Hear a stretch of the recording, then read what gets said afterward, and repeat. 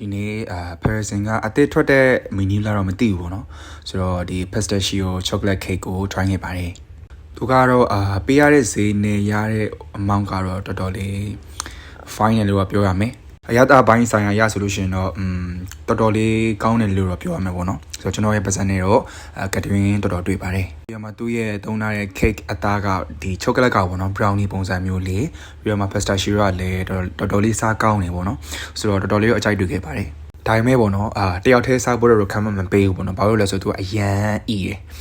pistachio ကစားတယ်လေအီလာလေးဖြစ်တဲ့အတွက်ကြောင့်လို့ပေါ့နော်ဥမာကျွန်တော်ဆိုလို့ရှိရင်၄စုံလောက်စားပြီးတော့အီသွားတယ်ပေါ့နော်ဆိုတော့၄စုံထက်ကြော်ရတဲ့အခါမှာဘယ်လိုပြောရမလဲသူ့ရဲ့ကောင်းနေဆိုတဲ့အရာကြီးမရှိတော့ဘဲနဲ့ဒီတိုင်းပဲအီစိတ်စိမ်ကြီးဖြစ်နေတဲ့အတွက်ကြောင့်လို့ပေါ့နော်ဆိုတော့တယောက်တည်းစားဖို့တော့ခံမပေးဘူး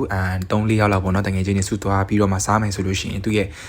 ရတာကောင်းနေဆိုတဲ့ quality ကိုတော့ပေါ့နော်အပြေးဝရမယ်လို့ယုံကြည်ရပါတယ်ဒါကတော့ကျွန်တော်လေးစားအားကြရတဲ့ idol ဖြစ်ပါတယ်ဆိုတော့ overall rating ပေးရမယ်ဆိုလို့ရှိရင်တော့8 out of 10ပေးပါတယ် so bye bye